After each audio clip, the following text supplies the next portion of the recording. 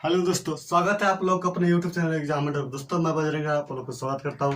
दोस्तों आज हम लोग देखेंगे राज्यसभा के बारे में। जैसा कि हम लोग देख चुके हैं राज्यसभा में संसद के बारे में। संसद को हम लोग 3 भागों में विभक्त किए थे। जैसे कि सबसे पहले हमारे राष्ट्रपति आते हैं, उसके बाद यहाँ पर राज्यसभा आता है, उसके बाद हमारा क्या होता है विधानसभा या सॉरी यहाँ पर लोकसभा आता है। तो हम लोग देखेंगे आज कि संसद को पहले हम लोग 3 भागों में व्यक्त किए थे, तो उसको रिकॉल कर लेते हैं। संसद को हम लोग यहाँ पर क्या करेंगे 3 भागों में बांटेंगे। जैसे कि हम लोग 3 भागों में बांटते हैं, तो सबसे पहला मेरा क्या होता है राष्ट्रपति होते हैं। यहाँ पर राष्ट्रपति होते हैं। दूसरा नंबर पर हमारा क्या होता है राज्यसभा होता है, यहाँ पर राज्यसभा होता है। और उसका थर्ड मेरा क्या होता है लोकसभा होता है यहाँ पर। तो लोकसभा को हम लोग यहाँ पर देखेंगे। जैसा कि देख लीजिए यहाँ पर संसद को हम लोग अनुच्छेद 79 में देखे थे। अनुच्छेद 79 जो मेरा है उसके तहत क्या होता है यहाँ पर संसद के बारे में बोला गया है। इसमें संसद को क्या कैसे करना है, जैसे कि इसमें 79 के बारे में से बोला गया। उसके बाद हमारा यहाँ पर राज्यसभा में क्या है कि 80 जो हमारा अनुच्छेद है, अनुच्छेद 80 के तहत यहाँ पर राज्यसभा का विवेचना की गई है। उसके बाद यहाँ पर क्या है कि लोकसभा जो मेरा है वह 81 के तहत इसकी विवेचना की गई है। जैसा कि हम लोग जानते हैं कि 81 में यहाँ पर लोकसभा है और 80 में हमारा राज्यसभा है और 79 में संसद है। तो यहाँ पर हम इस तरीके से इसको देख चुके हैं। और हम लोग आज जो है बेसिकली यहाँ पर देखेंगे राज्यसभा के बारे में कि राज्यसभा हमारा होता क्या है। तो सबसे पहले यहाँ पर जैसे कि राज्यसभा है, तो राज्यसभा में जैसे देखेंगे राज्यसभा जो मेरा होता है इसको हम लोग एक नाम राज्यसभा जानते हैं। इसका कई नाम है, जैसे कि देख लीजिए कुछ नाम जो इसका है, इसको हम लोग उच्च सदन के नाम से भी जानते हैं, उच्च सदन। उसके बाद इसका होता है विशेषज्ञ सदन। इसका नाम एक है कि विशेषज्ञ सदन, विशेषज्ञ सदन। और एक नाम इसका और रखा गया है जो कि है यहाँ पर इसका एक नाम है अस्थाई सदन, अस्थाई सदन। तो इसको हम लोग विभिन्न नाम से जानते हैं। पहला तो इसको हम लोग लोकसभा राज्यसभा का नाम से जानते हैं। और उसके बाद क्या होता है कि यहाँ पर उच्च सदन है, विशेषज्ञ सदन है और अस्थाई सदन है। तो इसमें क्या है दोस्तों, सबसे पहले हम लोग देखेंगे कि उच्च सदन इसको क्यों कहा जाता है। तो यहाँ पर क्या होता है कि इसको उच्च सदन इसलिए बोला जाता है कि यह राज्य सदन होता है और यहाँ पर इसको उच्च सदन बोला जाता है। इस विशेषज्ञ सदन को हम लोग देखेंगे।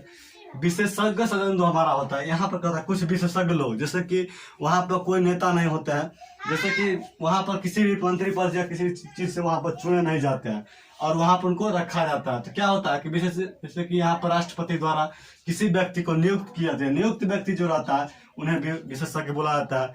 तो यह विशेषज्ञ सदन इसलिए इसको बोला जाता है। उसके बाद क्या होता है दोस्तों, इसमें सबसे पहले देखिए अस्थाई सदन क्यों बोला जाता है। तो इस सदन को एक ऐसा ही यह सदन है जैसे कि लोकसभा का हम लोग भंग कर सकते हैं, विघटन कर सकते हैं, लेकिन यह एक ऐसा सदन है जिसको हम लोग भंग नहीं कर सकते हैं, इसको बीच में विघटन नहीं कर सकते हैं। तो राज्यसभा को भी भंग नहीं किया जा सकता, इसीलिए इसको अस्थाई सदन के नाम से भी जाना जाता है। तो चलिए अब हम लोग इसको संरचना को देखेंगे। होता है कि संरचना में सबसे पहले हम इसको कर देखेंगे कि राज्यसभा में अधिकतम सदस्यों की संख्या होती है, अधिकतम सदस्यों की संख्या यहाँ पर क्या होता है 250 होता है। यानी कि इसमें जो सदस्य होते हैं, जो सदस्य यहाँ राज्यसभा में होते हैं, उसमें क्या होता है अधिकतम सदस्य की संख्या यहाँ पर 250 होती है। जिसमें क्या होता है कि 250 जो हमारे चुने जाते हैं इसको हम लोग 2 भागों में बांट लेते हैं। 2 भागों में बांटते हैं जिसमें क्या होता है कि 238 एक तरफ हम लोग रखेंगे, 238 एक तरफ रखेंगे 12, जो कि 12 क्या होता है हमारा 12 जो हमारे सदस्य होते हैं वह होते हैं राष्ट्रपति द्वारा मनोनीत सदस्य, जिनको राष्ट्रपति जो चुनते हैं और वहां पर उनको मनोनीत ढंग से रखा जाता है। और 238 जो हमारा होता है यहाँ पर 238 को केंद्र शासित प्रदेश जो हमारे होते हैं और जो हमारे राज्य होते हैं उस राज्य तरफ से रखा जाता है, जो कि विधानसभा से आते हैं। यहाँ पर राज्यों की तरफ से राज्य एवं केंद्र शासित प्रदेश, यहाँ पर क्या होता है कि राज्यों एवं केंद्र शासित प्रदेश से जो आते हैं हमारे सदस्य, उस सदस्य की संख्या होती है इसमें कितना 238। तो 238 मेरा होता है जो क्या होता है कि राज्यों एवं केंद्र शासित प्रदेश से लिया जाता है। और इसमें क्या होता है कि 12 जो सदस्य हमारा रखा जाता है यह राष्ट्रपति द्वारा यहाँ पर मनोनीत सदस्य होते हैं, मनोनीत सदस्य होते हैं। जो कौन करते हैं यहाँ पर राष्ट्रपति महोदय करते हैं। तो राष्ट्रपति महोदय जब यहाँ पर करते हैं तो इसमें क्या है कि 12 जो है राष्ट्रपति द्वारा यहाँ पर मनोनीत सदस्य होते हैं, और इसमें क्या होता है कि 238 सदस्य जो रखा जाता है वह किसी राज्य एवं केंद्र शासित प्रदेश से लाया जाता है। तो वहां पर क्या होता है, जैसे कि ऐसा तो प्रावधान बनाया गया था कि अधिकतम यहाँ पर क्या होगा 250 होगा, जिस 250 में से क्या होगा 238 जो हमारे होंगे वह राज्यसभा एवं राज्यों से एवं केंद्र शासित प्रदेश से लाए जाएंगे। और उसके बाद 12 मेरा यहाँ पर मनोनीत सदस्य रहेंगे जो कि यहाँ पर राष्ट्रपति महोदय के द्वारा चुने जाएंगे। उसके बाद इसको क्या किया गया, जैसे कि यहाँ पर 238 है, तो 238 में क्या हुआ, यहाँ पर अभी जो वर्तमान में क्या सदस्य रखा गया, यहाँ पर देख लिया कि यहाँ पर 12 में से इधर ये यहाँ हो गया, और 238 में से वर्तमान अभी क्या है, कितना सदस्य है वर्तमान में मेरा यहाँ पर है 233 सदस्य। 200 केवल यहाँ पर 233 सदस्य जो है कि राज्य से एवं केंद्र शासित प्रदेश से लिया गया है, राज्य से एवं केंद्र शासित प्रदेश जो हमारा है वहां से लिया गया अभी वर्तमान में 235।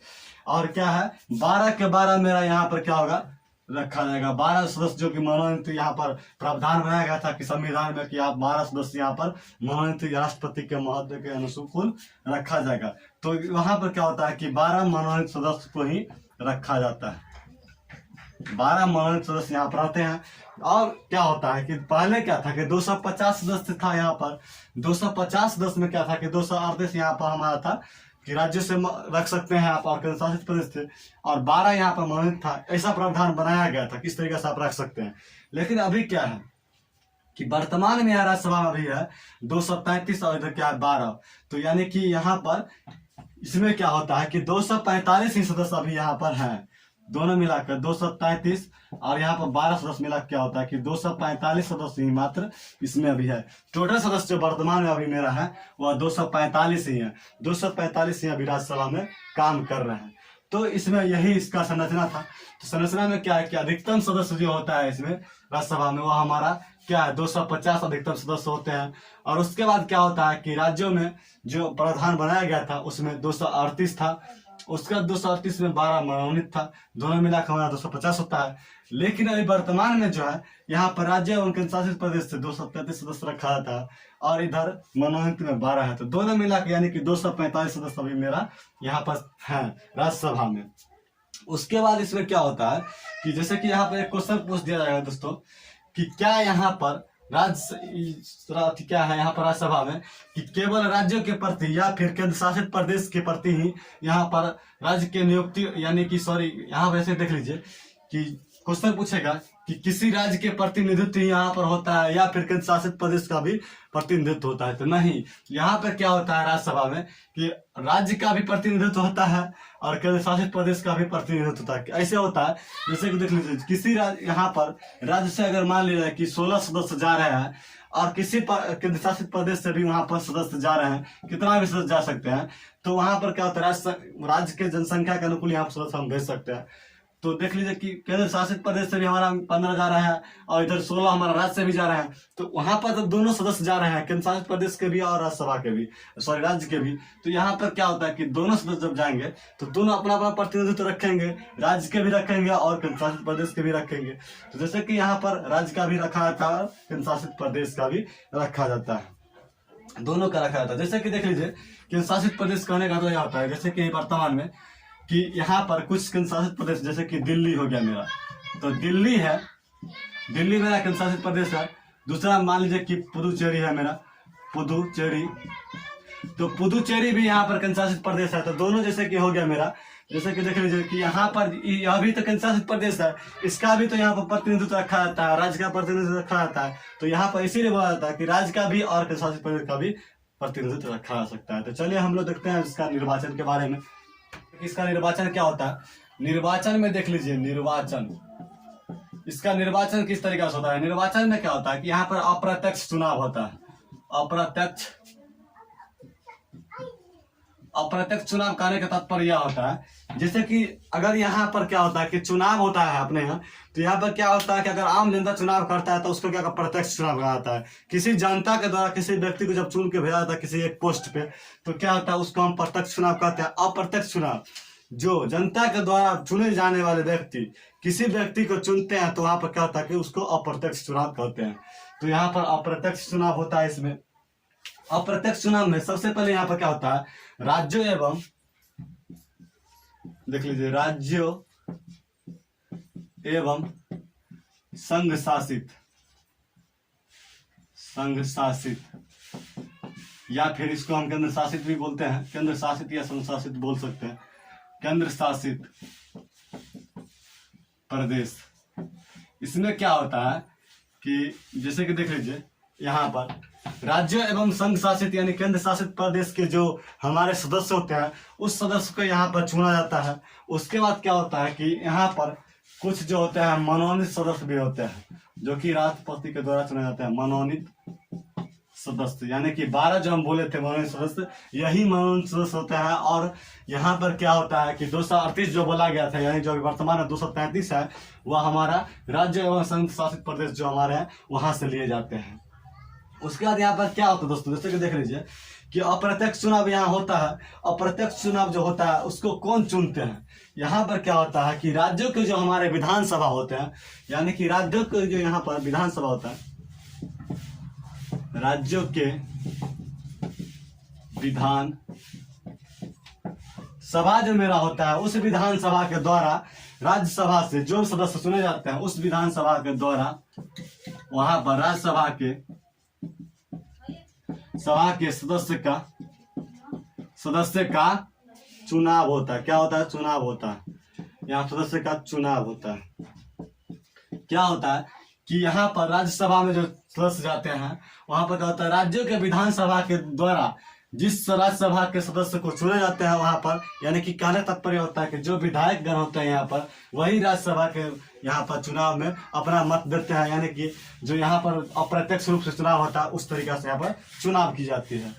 तो यहाँ पर क्या होता है, जैसे कि हम लोग देखे हैं कि अभी यहाँ पर वर्तमान में सबसे ज्यादा जनसंख्या का अनुकूल यहाँ पर सदस्य रखा जाता है। तो सबसे ज्यादा जनसंख्या जो हमारा राज्य है वह यूपी को है।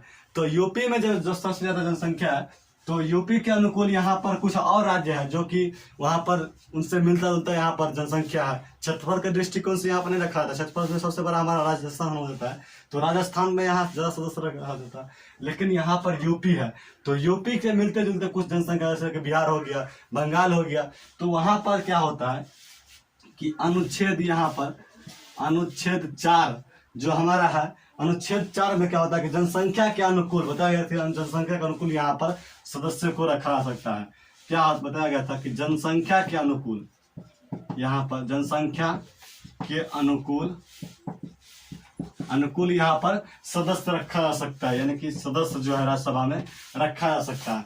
तो सबसे पहले यहाँ पर यूपी में अभी सबसे ज्यादा सदस्य है वहां से आए हैं, तो वहां जनसंख्या अधिक है। लेकिन अभी क्या है, वर्तमान में यह हो गया कि बिहार में और यहाँ पर कुछ ऐसे जैसे राज्य है, बिहार और यहाँ पर बंगाल भी हम ले सकते हैं, यानी उधर बहुत सारा यहाँ पर भी राज्य है जो कि उसका जनसंख्या अभी बढ़ गया है।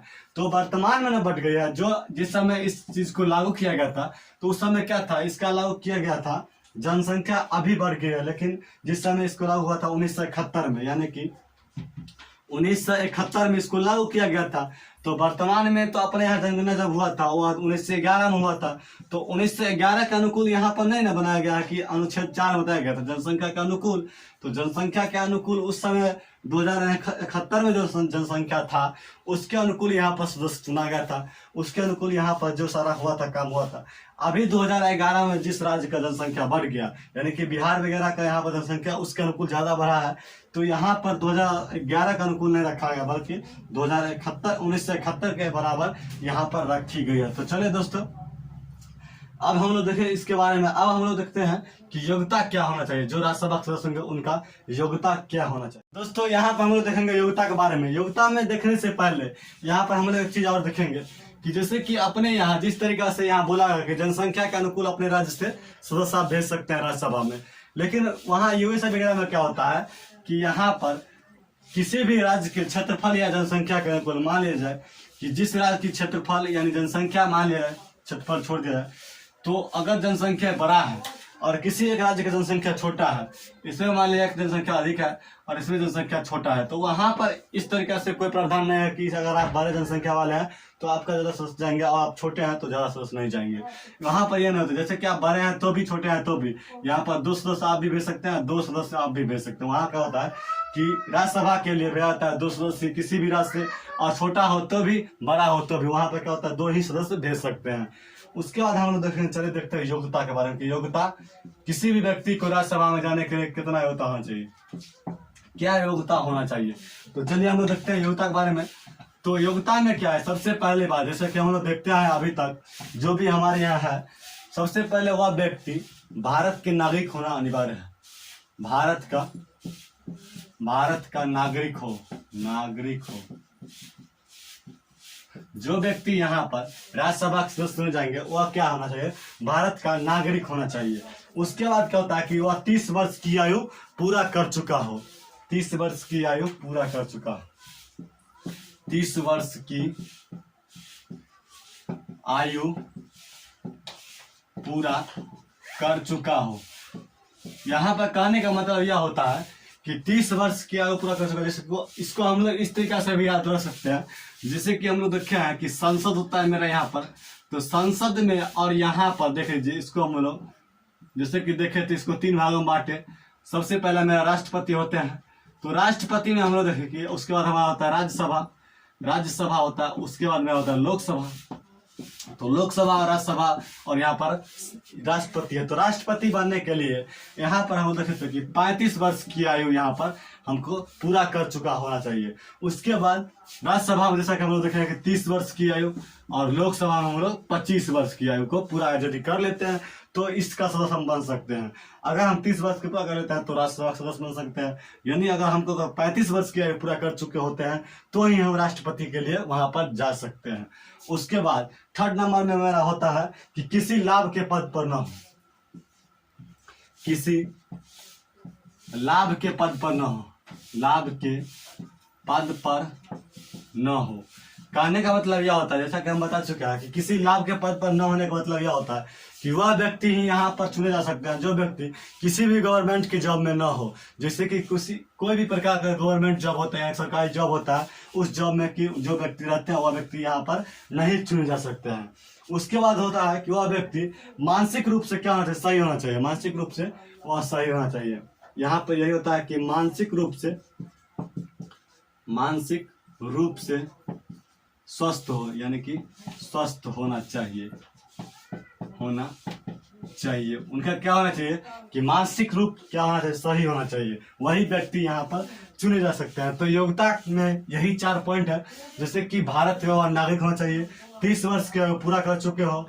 उसके बाद क्या होता है, किसी लाभ के पद पर न हो, और मानसिक रूप से क्या होना चाहिए, मानसिक रूप से यहाँ पर वह स्वस्थ होना चाहिए। तो यही इनका यह होता है भारत में राज्यसभा के सदस्य बनने के लिए कुछ योग्यताएं होते हैं। तो इसके बाद हम लोग देखेंगे इनके कार्य के बारे में कि क्या इनका कार्य होता है, किस तरीके से इनका कार्यकाल चलता है। तो चलिए देखा हम लोग देखेंगे कि कार्यकाल, सदस्य का इसमें कार्यकाल क्या होता है।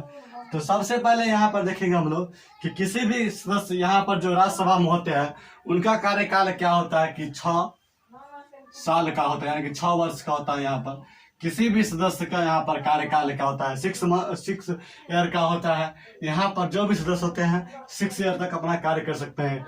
यहाँ पर एक जैसे कि यहाँ पर जो भी होती है, जैसे कि यहाँ पर होता है त्याग पत्र क्या होता है, जैसे कि देख लीजिए जो व्यक्ति यहाँ पर चाहेंगे कि हम त्याग पत्र दे दें 6 ईयर से पहले, तो वह क्या होता है कि 6 साल से पहले भी अपना हुआ त्याग पत्र जब चाहेंगे तब दे करके साइड हो सकते हैं।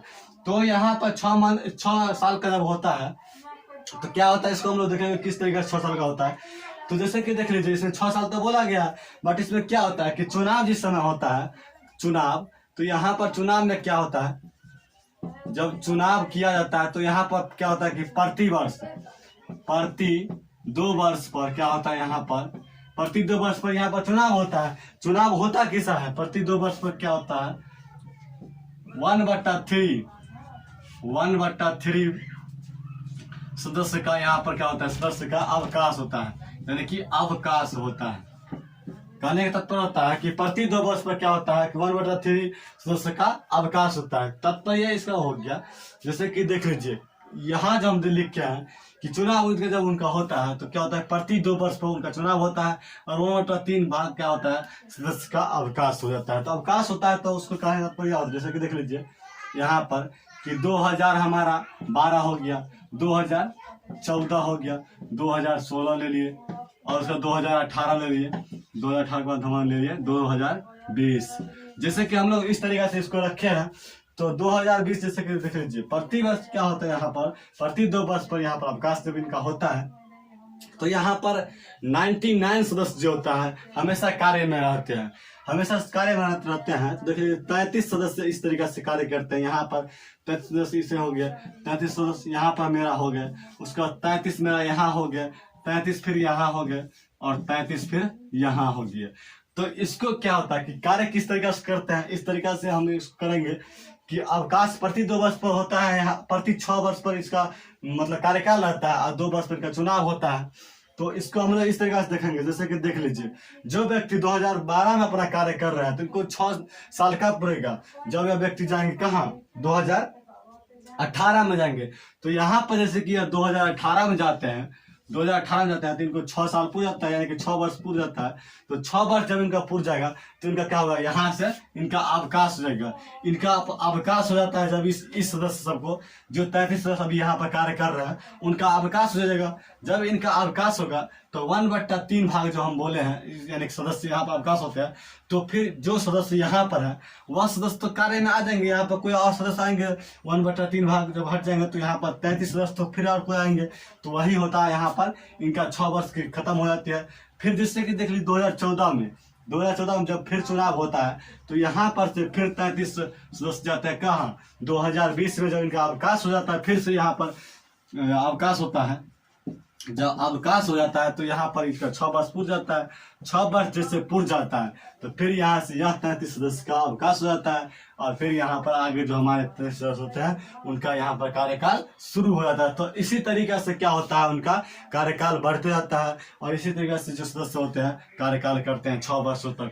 प्रति 2 वर्ष पर यहाँ पर चुनाव होते जाता रहता है। तो यही इसका 1/3 भाग सदस्य का जो अवकाश बोले थे यही इसका सही तरीका होता है। उसके बाद क्या होता है दोस्तों, इसमें होता है सबसे पहले कि राज्यसभा के सभापति कौन होते हैं। तो राज्यसभा के सभापति के रूप में किन्हें रखा गया है तो हम लोग उसके बारे में देखेंगे।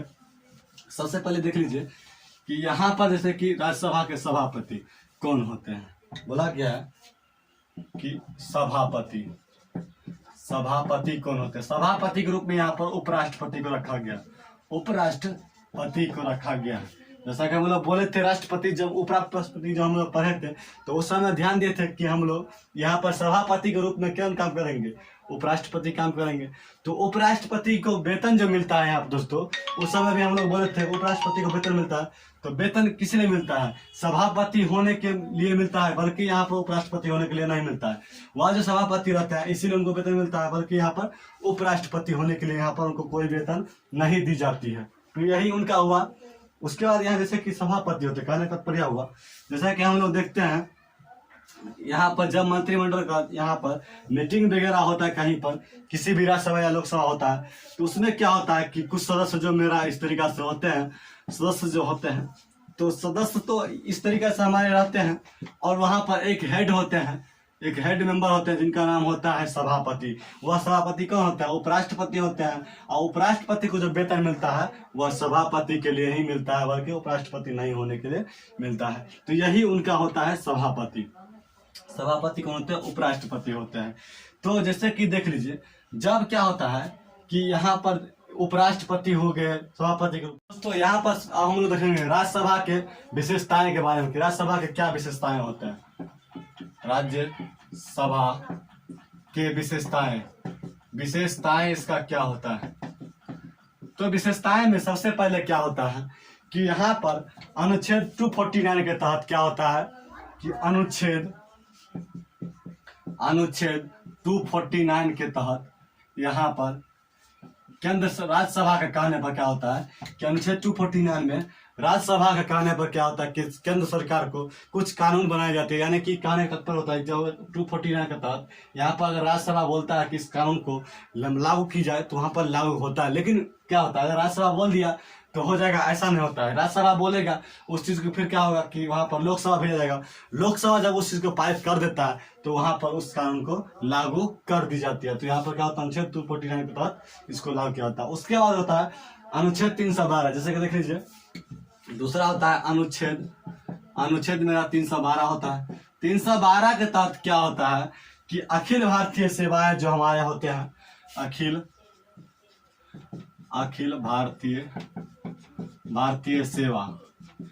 भारतीय सेवा का जो भी प्रस्ताव होता है, सबसे पहले क्या होता है यहाँ पर राज्यसभा में पेश की जाती है। अखिल भारतीय सेवा कहने का तात्पर्य यह होता है, जैसे कि हमारा होता है आईएएस, आईपीएस और आईएफएस। इस तरीके का जो भी सर्विसेज होता है, इस सर्विस से क्या होता है कि सबसे पहले पेश किया जाता है वहां पर राज्यसभा में जब पेश होता है तो यहाँ पर जैसे कि देख लीजिए, आईएएस का तात्पर्य होता है, जैसे कि यहाँ पर इंडियन एडमिनिस्ट्रेटिव सर्विस होता है, उसका क्या होता है इंडियन पुलिस सर्विस होता है, उसका क्या होता है इंडियन फॉरेस्ट सर्विस। जो इस तरीके का जो भी सर्विस होता है जो कि अखिल भारतीय के अंदर आता है, उस सेवा क्या होता है यहाँ पर सबसे पहले राज्यसभा में पेश की जाती है। उसके बाद यहाँ पर एक चीज और जो है कि महत्वपूर्ण होता है कि उपराष्ट्रपति के हटाने के संबंध में, उपराष्ट्रपति यानी कि जो इनका सभापति होते हैं, उपराष्ट्रपति के हटाने के संबंध में तो यहाँ पर कहा गया है कि उपराष्ट्रपति को हटाने के संबंध में। तो ऐसा नहीं है कि जैसे कि देख लीजिए, राज्यसभा ही उपराष्ट्रपति को कहेंगे कि आप हटा दिए जाएंगे आपको यहाँ से, तो वो अपने पद से हट जाएंगे, सभापति के पद से हट जाएंगे या फिर उपराष्ट्रपति के पद से हट जाएंगे। ऐसा नहीं होता। जब ये ऐसा बोलते हैं तो क्या होता है, वहां पर वह उस चीज को वहां से फिर से भेजा जाता है कहाँ, लोकसभा, यानी कि लोकप्रिय सभा, जिसको बोलता है जनता के लोकप्रिय सभा, वहां भेजा जाता है। जब वहां भेजा जाता है उनको, तो फिर क्या होता है, उस चीज को लोकसभा पारित करता है और उसके बाद क्या होता है, उपराष्ट्रपति को हटा दी जाती है। उसका होता है धन विधेयक। चौथा हमारा होता है धन विधेयक। सबसे पहले क्या होता है कि यहाँ पर धन विधेयक जो होता है वह लोकसभा में पारित होता है, सबसे पहले पेश होता है। लोकसभा में पेश होने के बाद क्या होता है, यहाँ पर राज्यसभा में आता है। और राज्यसभा में आता तो है, अगर राज्यसभा मान लिया जाए कि 14 दिन के अंदर उस चीज पर वहां पर साइन नहीं करता है धन विधेयक पर, अगर उस चीज को मान लिया 14 दिन को दिया जाता है कि 14 दिन के अंदर आप उसको साइन करिए, उसको पास करिए, अगर यह नहीं भी साइन करते हैं राज्यसभा, अगर इसको पास नहीं भी करते हैं तो क्या करते हैं, लोकसभा उस चीज को स्वतः फिर से क्या करते हैं, उसको पारित कर देते हैं और उसको लागू कर दिया जाता है। तो धन विधेयक का लास्ट होता है। तो चलिए दोस्तों, आज हम लोग देखे इसके बारे में, राज्यसभा के बारे में कुछ तथ्य को आज हम लोग इसको अच्छा से देख चुके हैं। तो अब हम लोग देखेंगे लोकसभा के लिए। तो मिलते हैं नेक्स्ट वीडियो में, तब तक बेस्ट ऑफ लक।